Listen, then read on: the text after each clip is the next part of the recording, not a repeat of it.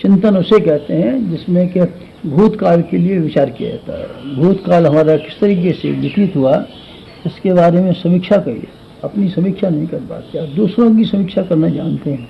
पड़ोसी की समीक्षा कर सकते हैं, बीवी के दोष निकाल सकते हैं, बच्चों की नुक्ताचीनी कर सकते हैं, सारी दुनिया की गलती बता सकते हैं, भगवान की गलती बता देंगे, भाग्य की गलती बता देंगे। कोई भी ऐसा बचा हुआ नहीं है जिसको आप गलती न बताते हो।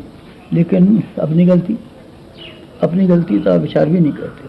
अपनी गलतियों को हम विचार करना शुरू करें और अपनी चाल की समीक्षा लेना शुरू करें और अपने आप का हम पर्यवेक्षण शुरू करें तो ढेरों की ढेरों चीज़ें ऐसी हमको मालूम पड़ेंगी जो हमको नहीं करनी चाहिए थी, और ढेरों की ढेरों ऐसी चीज़ें मालूम पड़ेंगी आपको जो इस समय हमने जिन कामों को, जिन बातों को अपनाया हुआ है उनको नहीं अपनाना चाहिए था। मन की बनावट कुछ ऐसी विलक्षण है कि अपना स्वच्छा, अपना स्वच्छा, बस अपना स्वच्छा ये बात बनी रहती है। अपना स्वभाव भी अच्छा, अपनी आदतें भी अच्छी, अपना विचार भी अच्छा, अपना चिंतन भी अच्छा, सब अपना अच्छा, बाहर वालों पर गलत। आध्यात्मिक उन्नति में इसके बराबर अड़चन डालने वाला और दूसरा कोई व्यवधान है ही नहीं। इसलिए आप पहला काम वहाँ से शुरू कीजिए कि आत्मसमीक्षा से। एकांत में चिंतन के लिए जब आप बैठें तो आप ये समझें हम अकेले हैं, अब कोई हमारा साथी और सहकारी नहीं है। साथी अपनी जगह पर, सहकारी अपने स्थान पर, कुटुंबी अपने स्थान पर, पैसा अपने स्थान पर, व्यापार अपने स्थान पर, खेती बाड़ी अपने स्थान पर, इन सबको अपने अपने स्थानों पर रहने दीजिए। आप तो सिर्फ ये विचार किया कीजिए कि हम पिछले दिनों क्या भूल करते रहे, रास्ता भटक तो नहीं गए, भूल तो नहीं गए, इसीलिए जन्म मिला था क्या, जिस काम के लिए जन्म मिला था वही किया क्या, पेट के लिए जितनी जरूरत थी उससे ज़्यादा कमाते रहे क्या, कुटुंब की जितनी जिम्मेदारियाँ पूरी करनी चाहिए थी उसको पूरा करने के स्थान पर अनावश्यक संख्या में लोग बढ़ाते रहे क्या, और जिन लोगों को जिस चीज़ की ज़रूरत नहीं थी उनको प्रसन्नता के लिए उपहार रूप में लाते रहे क्या, क्यों, वजह क्या। ये सब गलतियाँ हैं। इसी तरीके से अपने स्वास्थ्य के लिए जो खान पान और आहार विहार जैसा रखना चाहिए था वैसे रखा क्या। चिंतन की शैली में जिस तरह की शालीनता का समावेश होना चाहिए था वो रखा गया क्या। न हमने शरीर के प्रति अपने कर्तव्यों को पालन किया, न अपने मस्तिष्क के प्रति कर्तव्य को पालन किया, न अपने कुटुंबियों के प्रति कर्तव्यों का पालन किया। कर्तव्यों की दृष्टि से हम बराबर पिछड़े हुए चले गए। जहाँ जहाँ पिछड़े हुए चले गए उन सबको एक बार की विचार कीजिए।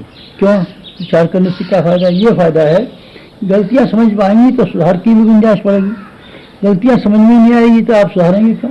इसीलिए समीक्षा जो है, नाड़ी परीक्षा अपने आप ही कीजिए भूतकाल के संबंध में। पाप क्राइम कोई नहीं कहते, पाप उन्हें भी कहते हैं जो कि है जीवन अस्त व्यस्त बना के रखें। चोरी डकैती हत्या वगैरह ये तो बुरे कर्म ही हैं, लेकिन ये भी कम बुरा कर्म नहीं है कि आप आलस्य प्रमाद में ही समय काट डालें।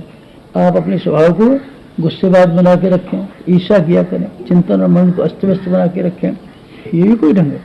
ये क्या है, ये भी गलतियाँ हैं। व्यक्तिगत जीवन में आपको गुण कर्म स्वभाव संबंधी गलतियाँ क्या हुई और क्राइम अपराध जुर्म करने के संबंध में क्या भूलें हुई, उन दोनों के बारे में एक बार विचार किया कीजिए। ये विचार करना बहुत ज़रूरी है। इससे ये मालूम होता है कि हमारी गलतियाँ कहाँ हैं और हम कितना चूकते रहे हैं और चूक रहे हैं। इन चूकों को सुधारने वाला अगला कदम आता है आत्म परिष्कार। आत्मनिरीक्षण के बाद में आत्म परिष्कार का दूसरा नंबर आता है। सुधार कैसे करें, सुधार में क्या बात करनी होती है, सुधार में रोकथाम करनी पड़ती है। मसलन आप शराब पीते हैं तो आप बंद कीजिए, सब अब हम नहीं पिएंगे। अब बीड़ी पीते हैं, सिगरेट पीते हैं, अपना कलिया जलाते हैं तो आप विचार कीजिए अब हम कलिया नहीं जलाएंगे। आत्म परिशोधन इसी का नाम है कि जो गलतियाँ हुई हैं उनके विरुद्ध आप बगावत खड़ी कर दें, रोकथाम के लिए आमादा हो जाएं। संकल्प बल से ये इस्तेमाल करें कि जो भूल होती रही है अब हमसे न हो, इसकी स्कीम बनाइए। गलतियाँ न होने देने का तरीका क्या है, क्या हम करेंगे। अपने आप में जब कच्चाइयाँ आएंगी और जब आप वो कच्चाइयाँ ये मजबूर करेंगी कि जो करते रहें वही ढगा चलते रहना देना चाहिए, क्या अर्थ है।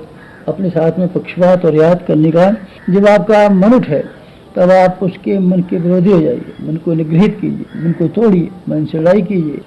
आत्म परिष्कार इसी का नाम है। आत्मनिरीक्षण और आत्म परिष्कार अथवा परिशोधन, ये दो कार्यों को मिला देने से चिंतन की प्रक्रिया पूरी हो जाती है। यही कहना था आज आपसे। ओम शांति।